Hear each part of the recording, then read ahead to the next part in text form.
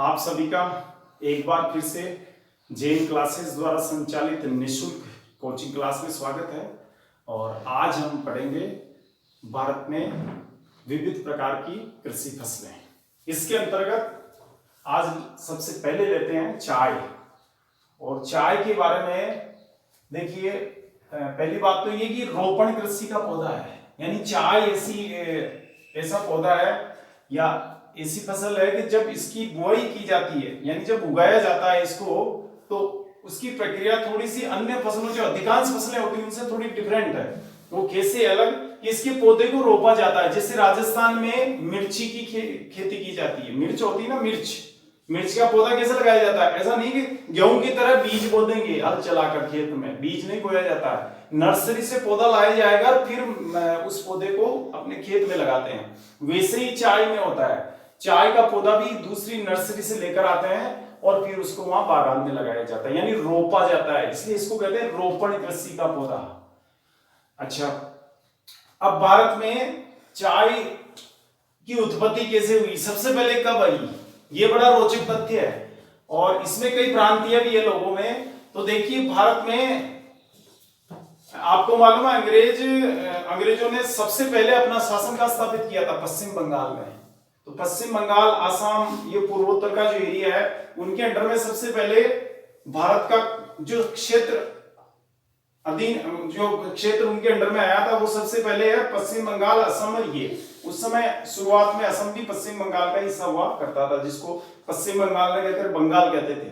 तो अंग्रेजों का अक्सर इधर आना जाना घूमना रहता था। तो एक बार क्या हुआ कि एक अंग्रेज अधिकारी घूम रहा था, तो उसने इस पौधे को देखा, दूसरे पौधों से ये थोड़ा डिफरेंट लगा, यानी जंगल में। पौधा कहां मिला उसको? किसी बागान में नहीं, जंगल में मिला। तो उसने पूछ लिया कि भाई ये क्या चीज है, ये किसका पौधा है? तो वहां के आदिवासियों ने कहा, साहब ये तो बड़ी काम की चीज है। कि कैसे?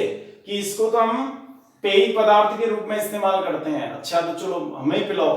तो अंग्रेजों ने अंग्रेज अधिकारी ने जब सेवन किया उस चाय का, तो उसे एक स्फूर्ति महसूस हुई, ताजगी महसूस हुई। तो उसने फिर ये सोचा कि चलो इसको अपन व्यावसायिक स्तर पर पैदा करेंगे, इसकी खेती करेंगे, ताकि दूसरे लोगों को भी पिलाएंगे। क्योंकि ये एक स्फूर्तिदायक वस्तु है, तो इसको कोई भी खरीद लेगा। चूंकि अंग्रेज तो व्यापार करने आए थे, तो फिर उन्होंने व्यावसायिक खेती शुरू की 1830 में। यानी फैक्ट क्या हुआ कि ये जो चाय का पौधा है, प्रारंभिक रूप से एक जंगली पौधा था, यानी जंगल में उगा हुआ मिला अंग्रेजों को। फिर अंग्रेजों ने इसको लाकर कहां पे? बागान में उत्पादित किया। यानी भारत में चाय के जो बागान स्थापित किए, वो अंग्रेजों ने स्थापित किए सन 1830। इसका मतलब ये हुआ कि आपकी कम से कम आपके जो पूर्वज है, उनकी ज्यादा से ज्यादा 2 पीढ़ियों ने ही चाय का सेवन किया है। उससे पहले वाले लोग, उससे पहले वाली पीढ़ियां तो जानती नहीं थी चाय क्या चीज होती है। ठीक है। वैसे आप बात करें वैश्विक स्तर पे, तो हालांकि जो चीन है उनको 5000 साल पहले ही ज्ञान हो गया था चाय का, लेकिन भारत में चाय पहली बार 1830 में आई। तो अब इसमें दूसरा, इसमें वर्षा कितनी चाहिए चाय में? चाय के पौधे के लिए वर्षा काफी चाहिए, जरूरत होती है। इसको पानी बहुत अधिक उपयोग में लेता है चाय का पौधा। तो इसमें 200 से 250 सेंटीमीटर बारिश चाहिए चाय के पौधे में। और इसीलिए ये क्या है कि भारत के कुछ निश्चित क्षेत्रों में होता है जहां पे 200 से 250 सेंटीमीटर वर्षा होती है। ये सालाना औसत है, साल भर में इतनी वर्षा होनी चाहिए। तो अब इसमें देखो क्या है कि पानी, इसलिए ये जो पौधा होता है, ये ढालू पहाड़ियों पर बोया जाता है। प्लेन जमीन पर, समतल मैदान में इसकी खेती नहीं की जाती। उसका रीजन ये है कि पानी इसको चाहिए ज्यादा भी, लेकिन वहां इकट्ठा भी नहीं होना चाहिए। पौधा पानी में डूबना भी नहीं चाहिए। यानी चाय का पौधा उस पानी से कह रहा है कि तुम मेरे यहां से गुजर तो सही, लेकिन यहां रुक मत, ठहराव मत कर। पानी का ठहराव नहीं होना चाहिए। इसीलिए ढालू पहाड़ियों पर इसकी खेती की जाती है। अगर गेहूं की तरह या अपने जैसे चावल बोलते हैं उसकी तरह इसकी अगर मैदानी या प्लेन इलाके में, समतल इलाके में खेती करेंगे, तो क्या होगा कि जब पानी बरसेगा ऊपर से, तो पानी भरा रह जाएगा।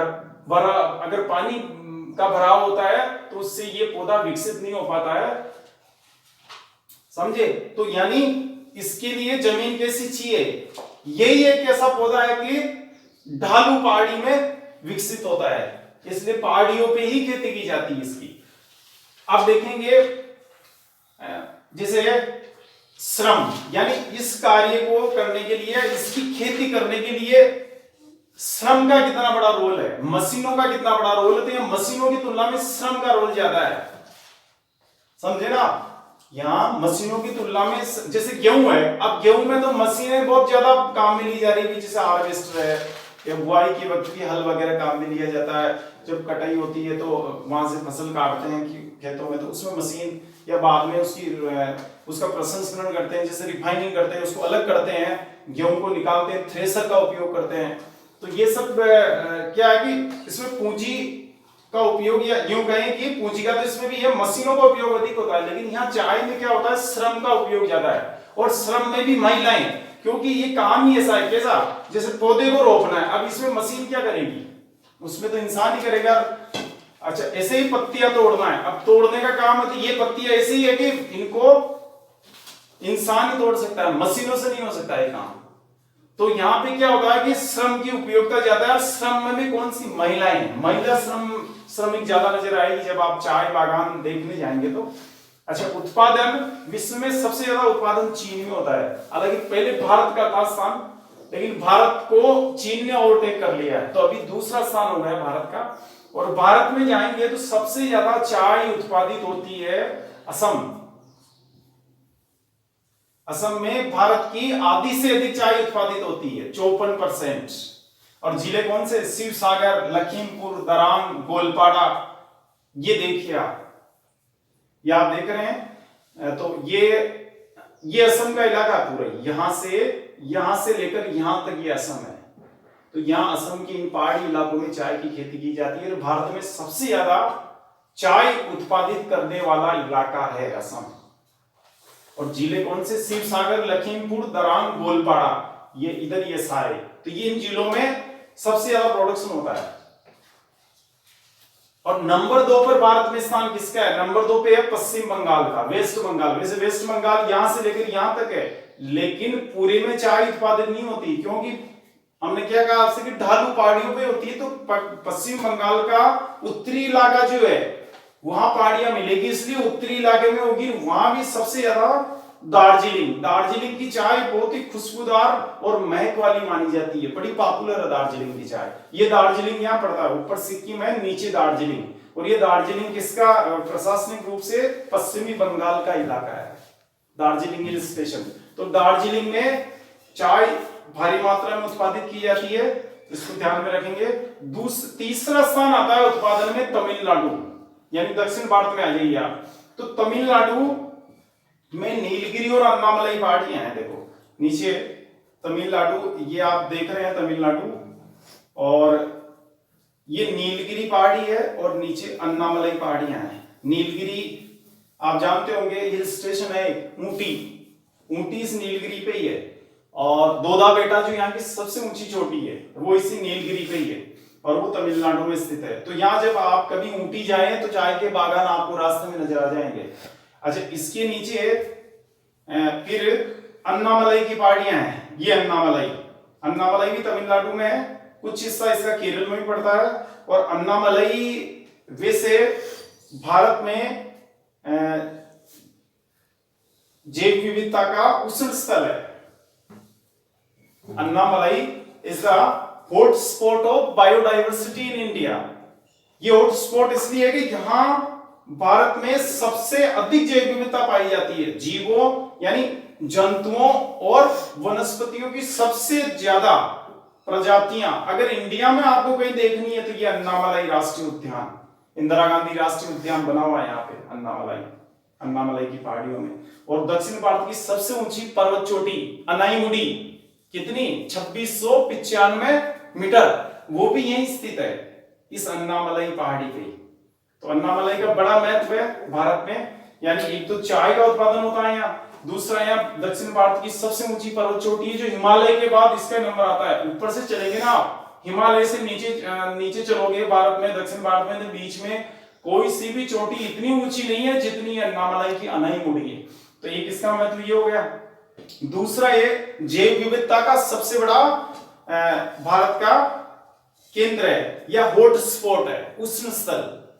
तो इसको ध्यान में रखेंगे, अन्नामलई की पहाड़ियां और नीलगिरी की पहाड़ियां। वैसे ये जो अन्नामलई और नीलगिरी की पहाड़ियां हैं, आप यहां देख रहे हैं, ये गुजरात है, यहां से लेकर अरब सागर के सारे नीचे कन्याकुमारी तक पश्चिमी घाट पर्वतमाला फैली हुई है। और ये जो अन्नामलई और नीलगिरी है, इस पश्चिमी घाट पर्वतमाला का ही हिस्सा है। अब दूसरी फसल है गन्ना, और गन्ना भी चावल की तरह भारतीय मूल का पौधा है, यानी भारत गन्ने का मूल स्थान रहा है, इसका उत्पत्ति स्थल रहा है। Sugar, India is in the birth place of sugar cane, और यानी पूरी दुनिया में गन्ना इंडिया से गया है, इसका मतलब ये है। और बांस जाति का पौधा है, इसकी जो प्रजाति अपन देखेंगे तो बांस जो होते हैं ना, बांस लकड़ी वाले बांस लकड़ी ये जो होती है, तो वो बांस जाति का है। अच्छा, दूसरा इसमें वर्षा चाहिए 100 से 200 सेंटीमीटर, यानी 100 से कम अगर बारिश है तो वहां गन्ना पैदा नहीं होगा। लेकिन अगर सिंचाई की सुविधा है तो चाहे 50 सेंटीमीटर हो, 25 सेंटीमीटर हो, तो भी गन्ना उत्पादित हो जाएगा। यानी कुल मिलाकर पौधे को तो पानी चाहिए, अब पानी ऊपर से मिले या नीचे आप सिंचाई से दे दो। तो अगर सिंचाई की सुविधा है तो 100 से कम होगी तो भी गन्ना पैदा हो जाएगा। लेकिन जहां सिंचाई की सुविधा नहीं है, केवल वर्षा पर ही आश्रित है, तो वहां कम से कम 100 सेंटीमीटर वर्षा चाहिए सालाना, साल भर की। अच्छा, भारत में जितनी व्यावसायिक फसलें हैं, जितनी व्यापारिक फसलें हैं, जितनी नकदी फसलें हैं, जितनी वाणिज्यिक फसलें हैं, उनमें सबसे ज्यादा उत्पादित होने वाली फसल है ये। हमने पढ़ा ना, आपको बताया था वाणिज्यिक फसलें कौन सी, व्यावसायिक फसलें। हमारे पिछले वीडियो में देखेंगे तो आपको पता लग जाएगा व्यावसायिक फसल किसे कहते हैं। उन व्यावसायिक फसलों में सबसे ज्यादा उत्पादित होने वाली फसल है। इट मींस क्या हुआ कि भारत की प्रमुख व्यापारिक फसल है ये, व्यापारिक फसल है ये, भारत की प्रमुख वाणिज्यिक फसल, और ऐसी फसल जिसका सबसे ज्यादा व्यापार किया जाता है। अच्छा, दूसरा इसमें चलेंगे, शुष्क ऋतु लंबी होने के कारण उत्तर भारत में रस की मात्रा कम, जबकि आर्द्र जलवायु होने के कारण दक्षिण भारत में रस की मात्रा अधिक होती है। गन्ने के मामले में क्या है कि इसकी फसल में, यानी गन्ने के पौधे में रस की मात्रा कितनी होगी, वो इस पर निर्भर करता है कि जिस जलवायु में या जिस स्थान पर ये उगाया जा रहा है, उस स्थान के वातावरण में नमी कितनी है, आर्द्रता कितनी है, ह्यूमिडिटी कितनी है, यानी हवा में जलवाष्प की मात्रा कितनी है, हवा में पानी की मात्रा कितनी है। अगर आर्द्रता अधिक होगी, नमी अधिक होगी, तो इसमें रस की मात्रा भी अधिक होगी, मिठास भी अधिक होगी। अब भारत की बात करें तो उत्तर भारत में चूंकि आर्द्रता कम होती है, नमी कम होती है, नमी कम होती है, इसका रीजन एक ही है कि एक तो बारिश कम होती है, दूसरा समुद्र तटीय क्षेत्र है, वहां से समुद्र तट से काफी दूर है। जैसे अपन बात करें उत्तर प्रदेश में सबसे ज्यादा उत्पादन होता है गन्ने का भी इंडिया में, तो होता है। लेकिन क्या है कि यहाँ के गन्ने में रस की मात्रा कम होगी। रस की मात्रा कम होने का रीजन ये है कि ये समुद्र तट से काफी दूर है, तो काफी दूर होने का परिणाम ये होता है कि वहां उस जगह के वातावरण में नमी की मात्रा कम होती है, वायु में जलवाष्प कम होती है, और जो क्षेत्र समुद्र के जितने नजदीक होता है वहां नमी की मात्रा उतनी ही अधिक होती है। तो भारत में क्या है, उत्तर प्रदेश में भी गन्ना उत्पादित होता है, महाराष्ट्र में भी होता है, हालांकि उत्तर प्रदेश का प्रथम स्थान है। लेकिन स्थिति क्या है कि जो गन्ना दोनों जगह उत्पादित किया जा रहा है, वहां अगर रस की मात्रा की बात करें तो इस उत्तर प्रदेश वाले गन्ने में रस की मात्रा कम होगी, मिठास कम होगी, जबकि दक्षिण भारत वाले गन्ने में या महाराष्ट्र वाले गन्ने में, तमिलनाडु वाले गन्ने में रस की मात्रा अधिक होगी, मिठास अधिक होगी, क्योंकि ये जो दक्षिण भारत वाले क्षेत्र है ये समुद्र के नजदीक है, और नजदीक होने की वजह से वहां पर वातावरण में, वायुमंडल में क्या अधिक है, आर्द्रता अधिक है, नमी अधिक है, जलवाष्प अधिक है। तो ये फैक्ट इसके बारे में याद रखेंगे। यानी जो क्षेत्र समुद्र के जितना नजदीक है वहां जो गन्ना उत्पादित हो रहा है वहां उसमें मिठास की मात्रा उतनी ही अधिक होगी, ये ध्यान रखेंगे। अच्छा, इसमें उपयोग जो गन्ना उत्पादित हो रहा है इंडिया में, उसका उपयोग या उसको किस किस काम में लिया जाता है, तो जितना गन्ना उत्पादित होता है उसका आधा भाग तो शक्कर बनाने में, चीनी बनाने में उपयोग में आता है, और बाकी जो है 40% गुड़ में, 10% में दूसरी चीजें शराब वगैरह ये बनाते हैं। तो ये ध्यान रखेंगे। अच्छा, भारत में जो चीनी बनती है उसका 50% इस गन्ने से आ रहा है, यानी जितनी चीनी शक्कर अपन बनाते हैं, काम में लेते हैं, उसका 50% उत्पादन तो गन्ने से होता है, 50% चुकंदर से होता है। ये ध्यान रखेंगे। ऐसा नहीं कि जो आप चीनी इस्तेमाल करते हो पूरी की पूरी गन्ने से बन के आ रही है। आप जितनी इस्तेमाल करते हो ना, महीने में 2 किलो कर रहे हो तो 1 किलो ही गन्ने से बन के आ रही है, 1 किलो तो चुकंदर से बन के आ रही है। यानी गन्ने का पूरा रोल नहीं है चीनी उत्पादन में। अब उत्पादन की बात करें तो विश्व में सबसे ज्यादा ब्राजील में होता है। ब्राजील दक्षिण अमेरिका का एक देश है, अमेजन नदी का देश, अनाकोंडा का देश, विश्व में सबसे ज्यादा यहाँ गन्ना उत्पादित होता है। हालांकि यहाँ भी गन्ने का पौधा कहां से गया, भारत से गया है, भारत से निर्यात होकर गया गन्ने का पौधा, लेकिन आज हम इससे चीनी आयात कर रहे हैं ब्राजील से। यानी ब्राजील को भारत ने गन्ने का पौधा निर्यात किया, लेकिन आज भारत को ब्राजील से चीनी आयात करनी पड़ रही है, क्योंकि यहाँ की घरेलू मांग इतनी अधिक है कि जितना उत्पादन देश में होता है वो इतना पर्याप्त नहीं है, सफिशिएंट नहीं है कि वो देश की जो घरेलू मांग है उसकी पूर्ति कर सके। यानी जितनी मांग भारत के अंदर है, भारतीयों की तरफ से आती है चीनी की, उसकी पूरी पूर्ति यहाँ के घरेलू चीनी उत्पादक मिले नहीं कर पाती है, तो फिर हमें विदेशों से आयात करना पड़ता है, विशेष रूप से ब्राजील से। तो ये बहुत बड़ा फैक्ट है कि ब्राजील को हमने पौधा भेजा, आज वो अपने को शक्कर बना के भेज रहा है। अच्छा, भारत की बात करें तो भारत में सबसे ज्यादा गन्ना उत्पादित होता है उत्तर प्रदेश में। वैसे आपको बता देते हैं यहाँ कि उत्तर प्रदेश और महाराष्ट्र में प्रतिस्पर्धा चलती रहती है गन्ने के मामले में। कई बार महाराष्ट्र नंबर 1 पे आ जाता है, कभी उत्तर प्रदेश आ जाता है। तो अभी 2-3 साल से उत्तर प्रदेश ऊपर चल रहा है, तो नंबर 1 पे उत्तर प्रदेश और दूसरा स्थान महाराष्ट्र। ये एकदम सीक्वेंस में याद रखेंगे आप कि पहला यूपी, दूसरा महाराष्ट्र। वैसे तो और भी है, तमिलनाडु में भी है, कर्नाटक में भी होता है, राजस्थान में भी उत्पादित होता है, लेकिन यहाँ चूंकि एग्जामिनेशन में ये पूछा जाता है कि सर्वाधिक उत्पादन कहाँ होता है, तो सर्वाधिक उत्पादन के जो पहले 2 राज्य हैं वे हैं पहला यूपी, दूसरा महाराष्ट्र। एक दो इसे सही से याद रखना है। अच्छा, चीनी का कटोरा किसे कहते हैं? उत्तर प्रदेश। उत्तर प्रदेश चीनी का कटोरा। और चीनी के मामले में भी क्या है कि उत्तर प्रदेश और महाराष्ट्र में कंपटीशन चलता रहता है। अभी उत्तर प्रदेश आगे है चीनी के उत्पादन में, तो ध्यान रखेंगे चीनी का सबसे ज्यादा उत्पादन उत्तर प्रदेश से आ रहा है। दूसरा है कि राजस्थान में गन्ना कहां उत्पादित हो रहा है। हमने आपको ये बताया था कि गन्ने के उत्पादन के लिए 100 से 200 सेंटीमीटर बारिश चाहिए। अब आपको मालूम है कि राजस्थान में तो ऐसी कोई जगह ही नहीं जहां 100 सेंटीमीटर से अधिक वर्षा होती हो। एक झालावाड़ जिला जहां जरूर 100 सेंटीमीटर के आसपास बारिश होती है, या थोड़ी इधर आपके बांसवाड़ा वगैरह में यहाँ होती है, बाकी तो राजस्थान में कहीं होती नहीं है। तो फिर राजस्थान में गन्ना कैसे पैदा हो रहा है? अच्छा, वो भी सबसे बड़ी बात, राजस्थान के गन्ना, ये जो गन्ना उत्पादक क्षेत्र जरा देख लीजिएगा आप, यहाँ राजस्थान का नक्शा बना हुआ है, ये राजस्थान है, ये आपके राजस्थान का ये उत्तरी भाग।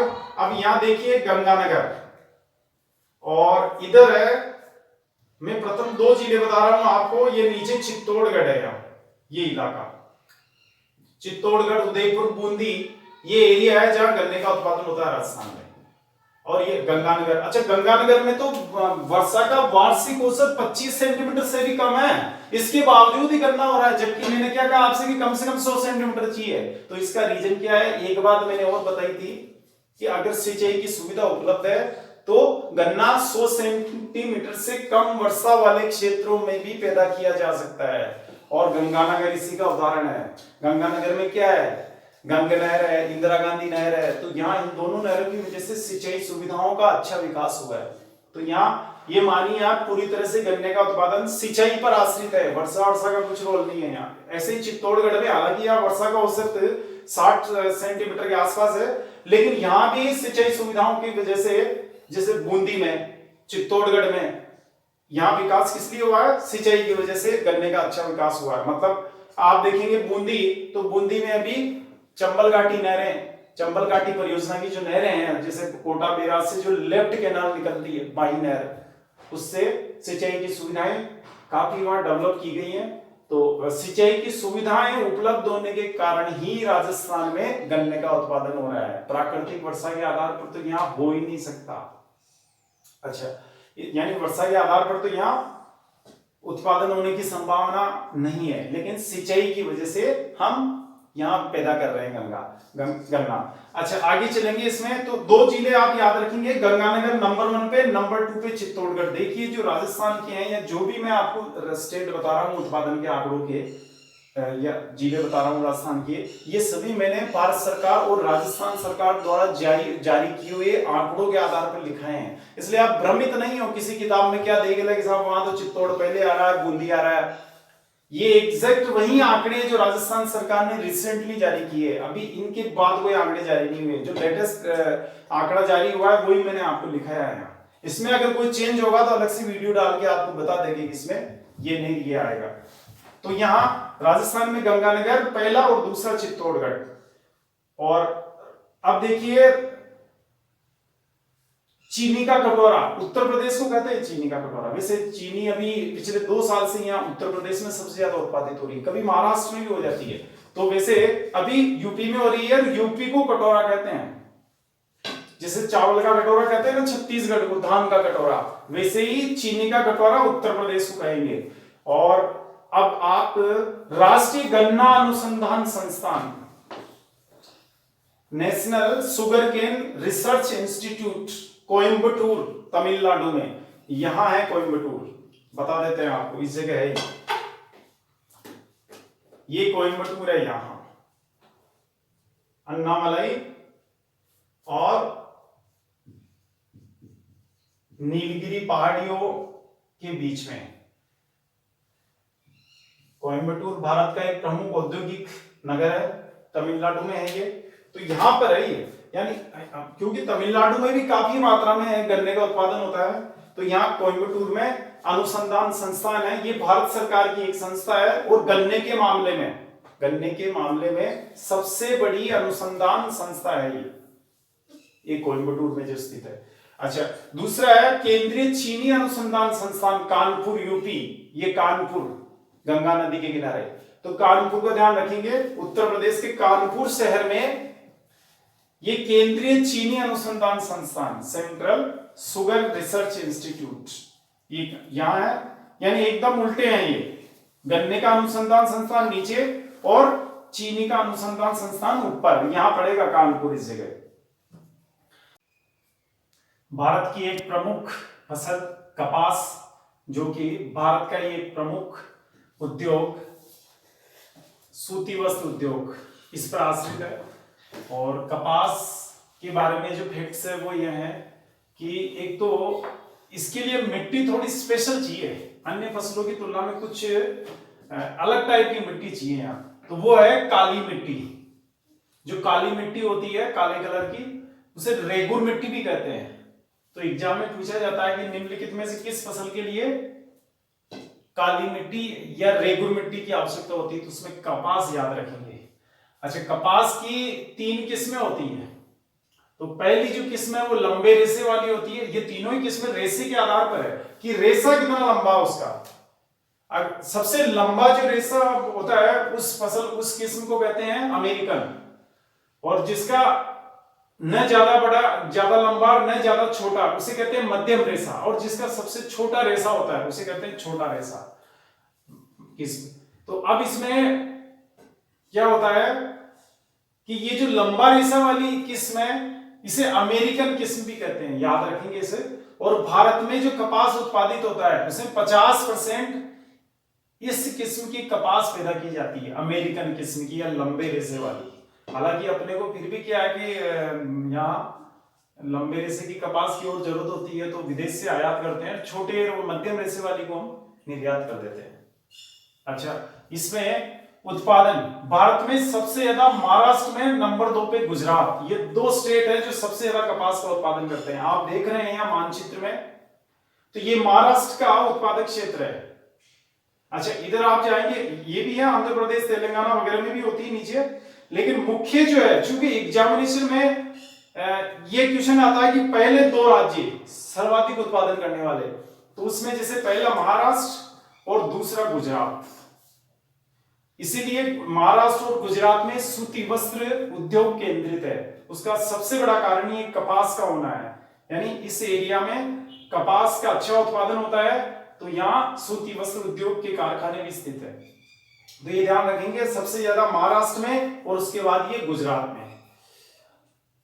अच्छा, एक कर्नाटक में जाएंगे, नीचे कर्नाटक में भी उत्पादन होता है, तो सलहटी व दोड़हटी कर्नाटक के दो प्रमुख उत्पादक क्षेत्र है। ये विश्व प्रसिद्ध है, इनका नाम विश्व स्तर पर है। कौन सी? सलहटी व दोड़हटी कर्नाटक में। तो ये ध्यान रखेंगे, सलहटी व दोड़हटी का संबंध किस फसल के उत्पादन से है? तो कपास के उत्पादन से, और कर्नाटक में स्थित है ये। अच्छा, इस कपास फसल हो गई। राजस्थान की बात करें तो राजस्थान में कपास का, अच्छा हमने आपको लिखा नहीं, यहां एक सेकंड लिख देते हैं। यहाँ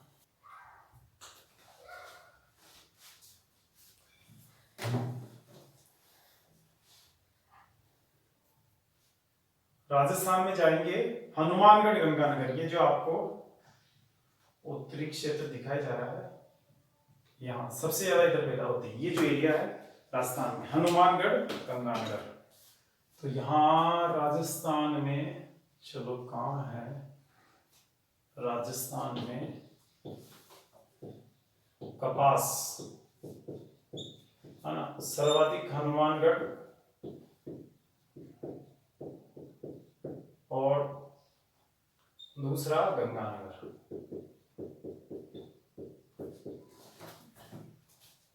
है ना, सबसे ज्यादा हनुमानगढ़ में, उसके बाद गंगानगर में। ये उत्तरी जिले ही है राजस्थान के जहां कपास का उत्पादन होता है, इसे याद रखेंगे।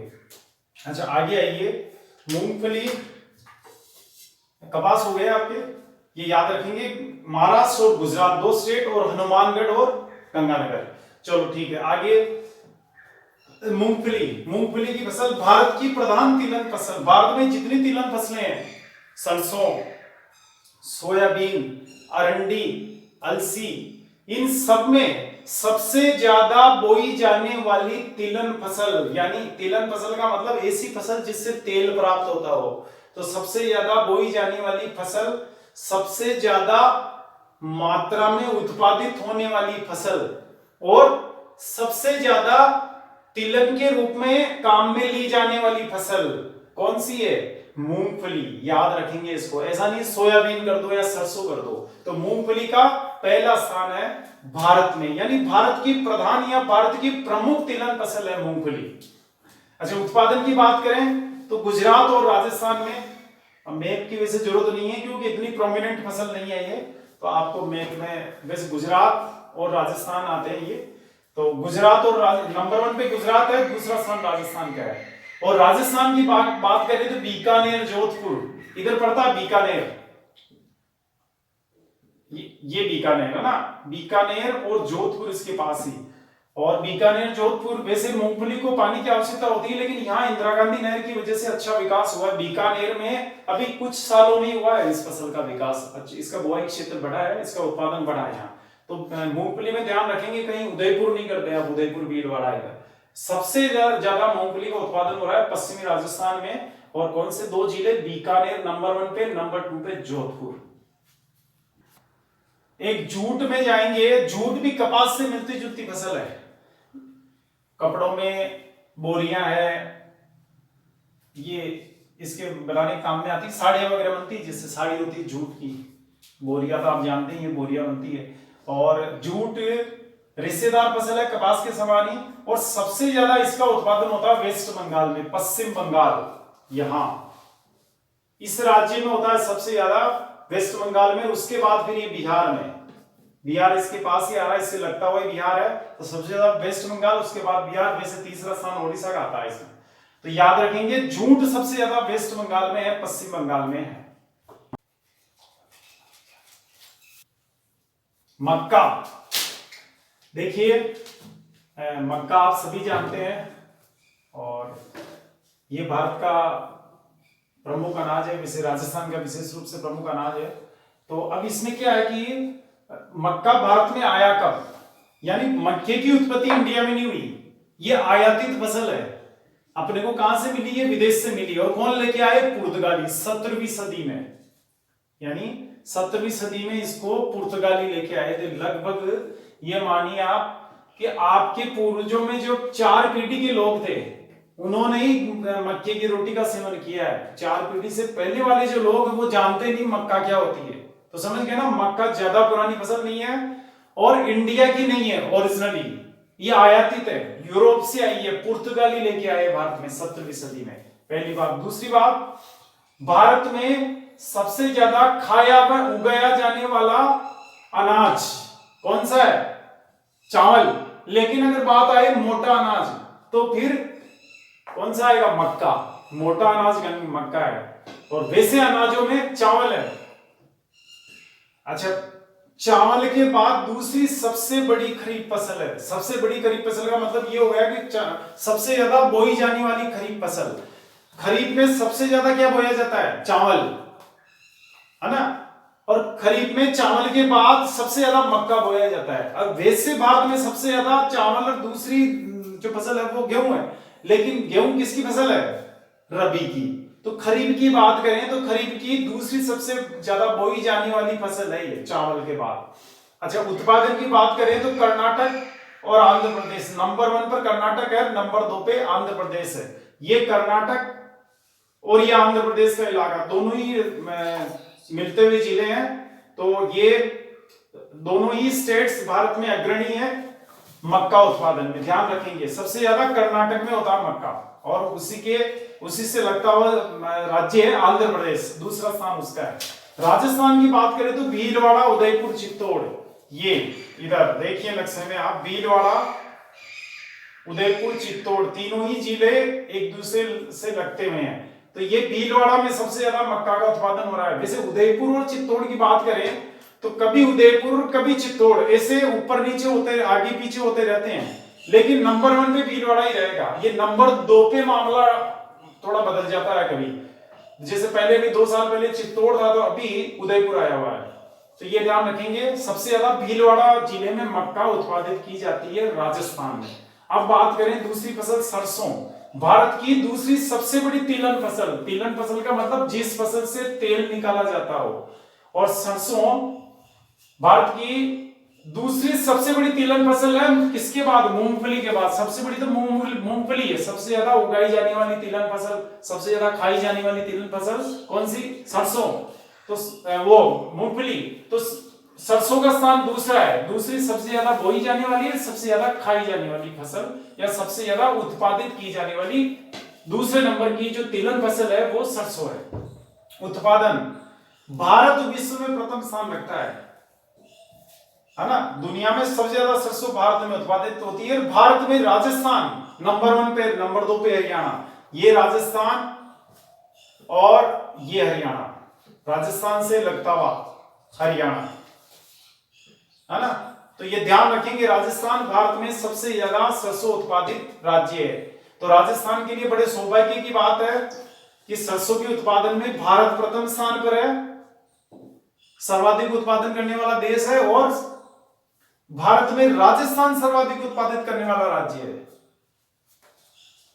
India is the largest producer in the world and Rajasthan is the largest producer in India.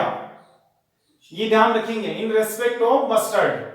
तो सरसों में सबसे ज्यादा उत्पादन राजस्थान में हो रहा है, नंबर 2 पे हरियाणा में। अब राजस्थान की बात करें, वैसे क्या है कि इसमें एक फैक्ट ये है कि जो भारत में जितनी सरसों उत्पादित होती है, कुछ में से दक्षिण के राज्यों में भी होती है, कर्नाटक में, महाराष्ट्र में आप जाएंगे इधर तो यहां भी उत्पादित होती है, लेकिन 85% यानी 85% सरसों का उत्पादन उत्तरी भारत में होता है। ये राजस्थान, हरियाणा या आपके पंजाब, कुछ उत्तर प्रदेश, इन राज्यों में होता है। तो सबसे ज्यादा, और वैसे भी सर्वाधिक योगदान इन राजस्थान और हरियाणा का ही है। तो राजस्थान, हरियाणा प्रथम और दूसरे स्थान पर क्रमशः, और उत्तर भारत में देश के कुल उत्पादन का 85% उत्पादित किया जाता है।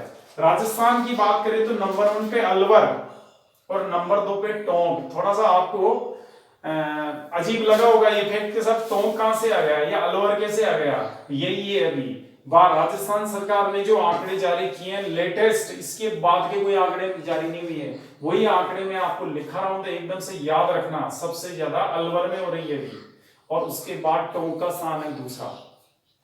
समझ गए? सरसों में, हाँ कंफ्यूज मत होना, चूंकि सरसों के उत्पादन में प्रमुख स्थान रखता है राजस्थान, तो अपने को ये भी आना चाहिए कि राजस्थान में कहां हो रही है सबसे ज्यादा, तो सबसे ज्यादा उत्पादन अलवर में हो रहा है, दूसरा नंबर टोंक का है।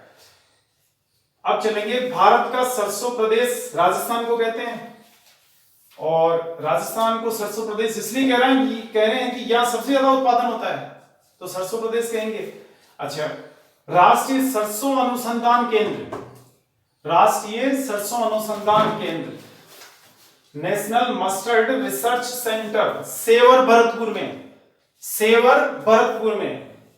अच्छा, भरतपुर में क्यों स्थापित किया गया? एक तो भरतपुर में काफी उत्पादन होता है सरसों की फसल का, अलवर भरतपुर ये जो एरियाज है लगते हुए, ये काफी प्रोडक्शन आता है यहाँ से, तो भरतपुर में, भरतपुर की एक दूसरी विशेषता ये कि राजस्थान में सबसे ज्यादा सरसों तेल का उत्पादन यहाँ होता है। सरसों तो अलवर में हो रही है सबसे ज्यादा उत्पादित, लेकिन तेल यहां निकाला जाता है भरतपुर में, 90 से ज्यादा मिलेगा यहाँ पे भरतपुर में, और भरतपुर का तेल तो पूरे भारत में प्रसिद्ध है, भरतपुर के नाम से बिकता है। आप असम में जाओगे, कहाँ का है कि सरसों तेल भरतपुर, भरतपुर के नाम से खरीदते हैं वहां के लोग, तो भरतपुर का इतना महत्व तो एकदम याद रखेंगे। राष्ट्रीय स्तर का अनुसंधान संस्थान है ये जो राष्ट्रीय सरसों अनुसंधान केंद्र, इससे बड़ा सरसों के क्षेत्र में कोई रिसर्च इंस्टीट्यूट नहीं है इंडिया में, ये सबसे बड़ा यही है, और ये सेवर में यानी भरतपुर जिले में स्थापित किया गया है। अब एक फसल आती है बाजरा, तो बाजरा का देखेंगे, बाजरा की विशेषता क्या है कि ये, वैसे आप जानते हैं मोटा अनाज है, मैंने आपको पिछली वीडियोस में क्लासिफिकेशन बताया सभी फसलों का एक एक का, कि कौन सा मोटा अनाज में है, कौन सा अनाज में है, कौन सा खाद्यान्न में है, कौन सा व्यापारिक फसल में है, कौन सा तेलर में है, कौन सा दलहन में है, तो ये बार बार बताने की आवश्यकता नहीं है, आपको देखना तो प्लीज पीछे वाला वीडियो देख सकते हैं, उसमें डिटेल में मिल जाएगा। अच्छा, अब ये इसकी प्रमुख विशेषता ये है कि ये कम वर्षा में पैदा होने वाली फसल, इसको ज्यादा पानी की जरूरत नहीं है, और तापमान भी अगर अधिक हो तो भी चलेगा।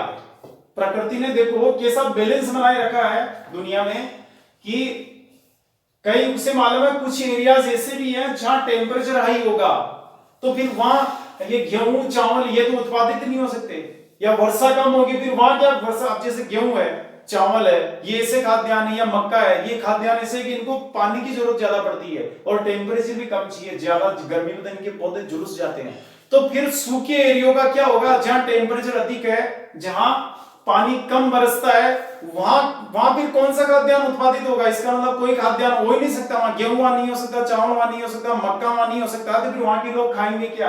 तो प्रकृति ने वहां के लोगों के लिए क्या रखा प्रोविजन, कि बाजरा, चलो एक बाजरा बना देते हैं, तो बाजरा ऐसे लोगों के लिए बनाया गया जहां जिनके एरिया में पानी कम बरसता है, वर्षा कम होती है, गर्मी बहुत अधिक पड़ती है, वहां बाजरा बनाया गया है, और उत्पादन में इंडिया नंबर 1 पे है दुनिया में, भारत सबसे ज्यादा उत्पादन करता है बाजरे का। और भारत की बात करें तो राजस्थान और महाराष्ट्र नंबर 1 पे, भारत की बात करें राजस्थान और महाराष्ट्र, तो राजस्थान का प्रथम स्थान है बाजरा उत्पादन में।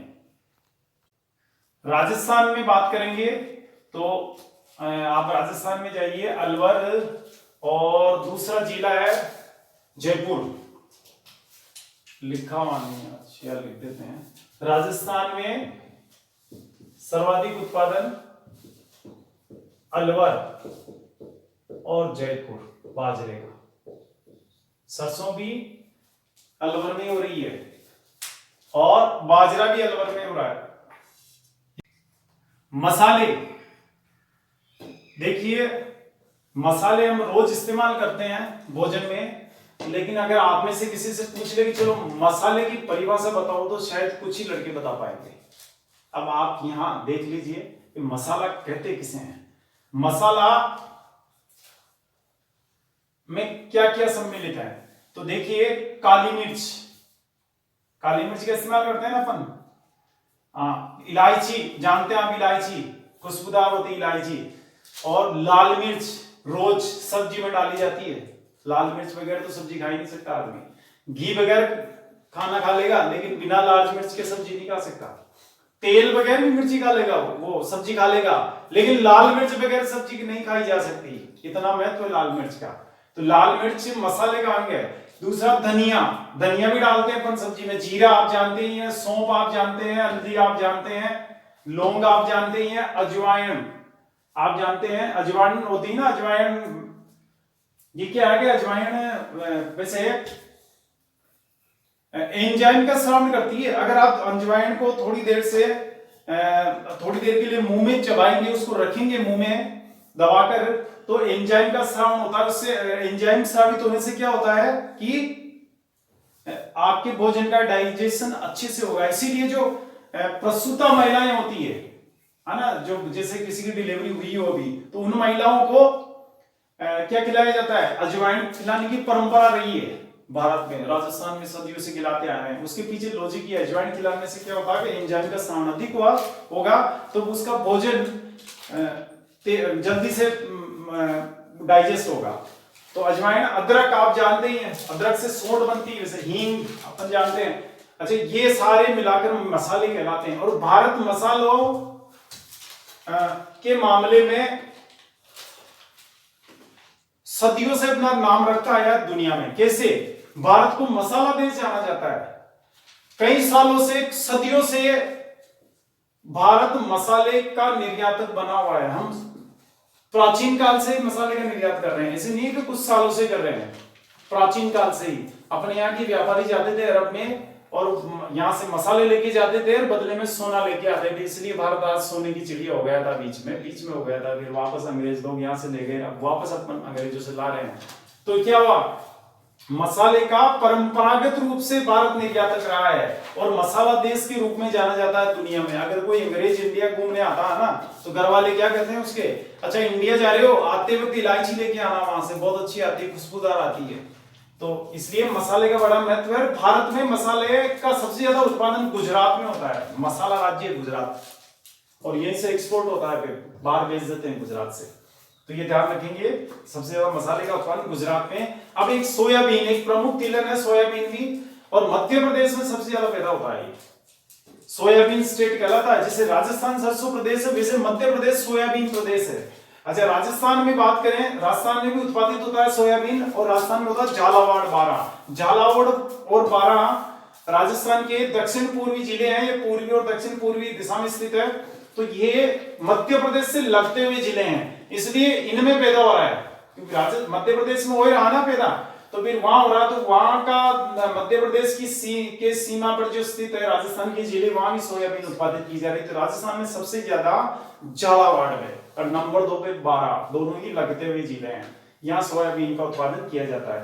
अब है चना।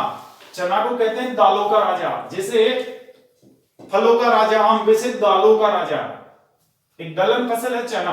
और चना सबसे ज्यादा उत्पादित होता है मध्य प्रदेश में, यानी मध्य प्रदेश का नाम सोयाबीन में भी नंबर 1 पे है और चने में भी नंबर 1 पे है, ये याद रखेंगे। राजस्थान में सबसे ज्यादा बीकानेर, जयपुर, बीकानेर का स्थान आ रहा है। सबसे ज्यादा चना कहां पैदा हो रहा है राजस्थान में? बीकानेर, और नंबर 2 पे जयपुर। तो एक नंबर तो याद रखना ही रखना, बीकानेर में सबसे ज्यादा क्या पैदा होता है? चना। अच्छा, रबड़। तो रबड़ में चलेंगे तो आप देखिए रबड़,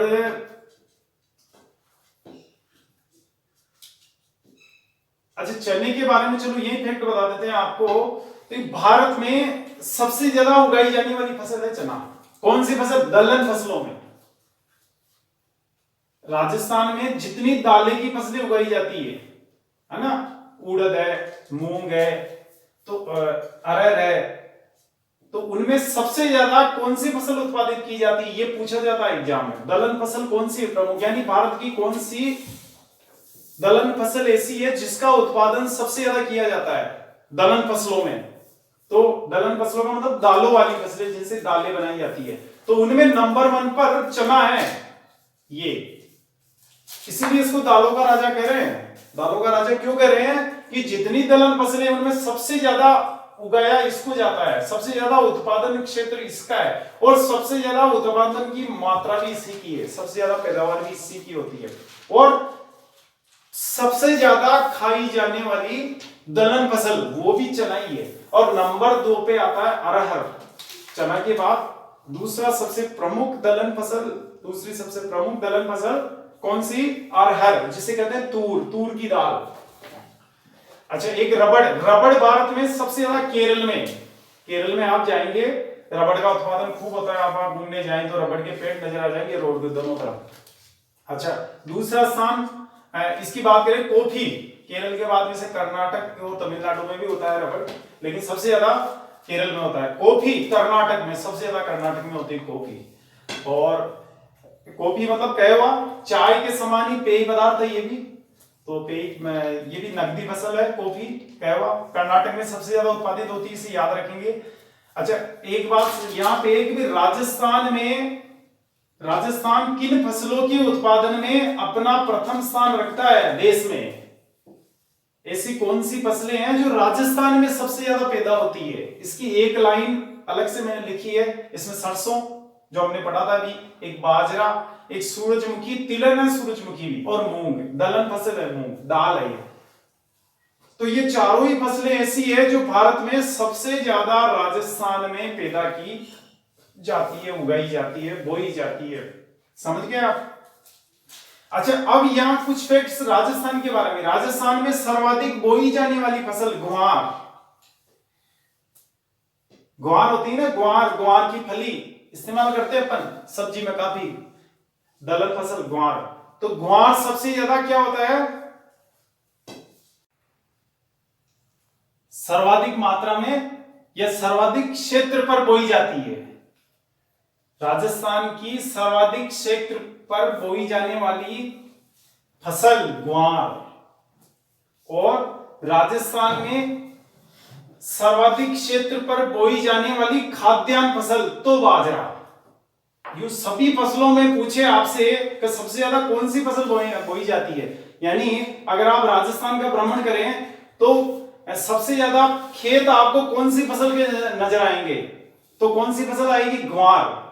सभी रबी और खरीफ में सबसे ज्यादा बोई जाने वाली फसल है ग्वार। और यदि आपसे पूछे कि सबसे ज्यादा बोया जाने वाला खाद्यान्न कौन सा है, क्योंकि ग्वार तो खाद्यान्न नहीं है, खाद्यान्न की श्रेणी में नहीं आएगा ये ग्वार, इसकी याद रखिए, इसको खाद्यान्न में नहीं रखा है। वैसे दलहन टाइप की फसल है ये, लेकिन इसको व्यापारिक या वाणिज्यिक फसलों में रखा गया है। तो इसमें क्या है कि ग्वार सबसे ज्यादा बोई जाने वाली फसल, और खाद्यान्न वाली फसल है सबसे ज्यादा, वो बाजरा है, याद रखेंगे इसको। और सबसे ज्यादा पैदा होने वाली या सबसे ज्यादा मात्रा में उत्पादित होने वाली खाद्यान्न फसल गेहूं। समझे आप? यानी राजस्थान में सबसे ज्यादा कौन सा खाद्यान्न पैदा होता है? तो गेहूं। सब राजस्थान में सबसे ज्यादा कौन सा खाद्यान्न बोया जाता है? तो बाजरा। और राजस्थान में सबसे ज्यादा कौन सी फसल बोई जाती है? तो ग्वार। ये 3 फैक्ट्स आपको याद रखने हैं, एकदम से मैंने वही बताए हैं जो राजस्थान सरकार ने अभी हाल ही में जारी किए हैं। इनके बाद वाला कोई डेटा अभी उपलब्ध नहीं है, होगा तो मैं आपको अपडेट करा दूंगा, इसलिए किसी और जगह कोई डेटा देख के भ्रमित नहीं हो गए। अच्छा, एक भारत के मामले में 1-2 डेटा है जो आप थोड़ा देखने से, भारत देखो दालों का सबसे बड़ा उत्पादक है विश्व में, इसके बावजूद भी आयातक है। समझे ना? India is the largest producer of pulses in the world, in spite of that we import pulses from abroad. अब उसका कारण क्या है? भारत क्यों आयात करता है विदेशों से? उसका रीजन ये है कि भारत में जैसे 121 करोड़ जनसंख्या है, 121 करोड़ लोगों को खाने के लिए जितनी दालों की जरूरत पड़ती है उतनी दालों का उत्पादन इंडिया में नहीं होता है, वो कम पड़ जाती है। तो उस कमी की पूर्ति करने के लिए फिर हमें विदेश से खरीदनी पड़ती है। इसलिए भारत के मामले में बहुत बड़ा फैक्ट है यहाँ दालों के मैटर में, कि दालों का सबसे बड़ा उत्पादक होने के बावजूद भी हम आयात करते हैं। अच्छा, एक भारत में सर्वाधिक उगाई जाने वाली दलहन फसल चना, और दूसरा नंबर अरहर, दलहन फसल में सबसे ज्यादा उगाई जाने वाली। और भारत में सबसे ज्यादा पैदा की जाने वाली दलहन फसल चना, पैदा की जाने वाली भी चना है, उगाई जाने वाली भी चना है। और दूसरा नंबर अरहर का है, जिसे तूर कहते हैं। तो भारत की प्रमुख दलहन फसल कौन सी होगी? चना होगी। भाई भारत की प्रमुख दलहन फसल चना हो गई ना, इसलिए इसको दालों का राजा कहते हैं चना को। नंबर 2 पे एरर आएगा, ध्यान रखेंगे यहाँ। अच्छा, इधर भी मैंने बताया था आपको दलहन फसलों की उपयोगिता क्या है। एक तो प्रोटीन मिलता है दालों से, दालें क्यों इस्तेमाल की जाती है भोजन में, क्यों रिकमेंड की जाती है, बैलेंस डाइट का एक प्रमुख हिस्सा है दालें। तो दालें इसलिए खाई जाती है कि प्रोटीन मिलता है इनसे एक तो, और दूसरा दालों की उपयोगिता ये है, जिसे अपन खेत में दलहन फसलें बोते हैं, उड़द मूंग की बुआई की जाती है। अगर उड़द मूंग नहीं भी होता है तो भी क्या कहता है किसान तो कोई बात नहीं हुआ तो कम से कम हमारे खेत की उर्वरा शक्ति तो बढ़ेगी। यानी उस पौधे का रोल क्या होता है कि वो खेत की उत्पादन क्षमता को बढ़ाता है। मिट्टी में क्या करता है वो पोषक तत्व, एक पोषक तत्व है नाइट्रोजन, तो नाइट्रोजन की मात्रा बढ़ाएगा, वो स्थिरीकरण करता है, उसका फिक्सेशन करता है नाइट्रोजन का स्थिरीकरण का मतलब हो गया, ये समझिए आपकी नाइट्रोजन की मात्रा बढ़ाता है ये दलहन का पौधा, इसलिए इसकी बड़ी उपयोगिता है। चाहे उपज हो ही नहीं तो भी कोई बात नहीं, तो भी घाटे का सौदा नहीं माना जाता। दलहन फसलों की उपयोगिता ये है कि वो मिट्टी का तो फायदा पहले देगी, यानी जो दूसरी फसल पैदा करेंगे उसके बाद, उड़द के बाद, मान लो उड़द के बाद अपन ने बो दी गेहूं बो दिया, या ये मान लो कि जैसे सरसों बो दी, तो उनका उत्पादन बढ़ जाएगा, क्योंकि उससे पहले उड़द था उस खेत में, उड़द की फसल ने क्या किया, वहां नाइट्रोजन की मात्रा बढ़ा दी। सरसों और गेहूं दोनों को नाइट्रोजन की जरूरत है, तो उसकी जरूरत को पूरा कर दिया इसमें दलहन फसल ने, उड़द की फसल ने, इसलिए इनकी बड़ी उपयोगिता है।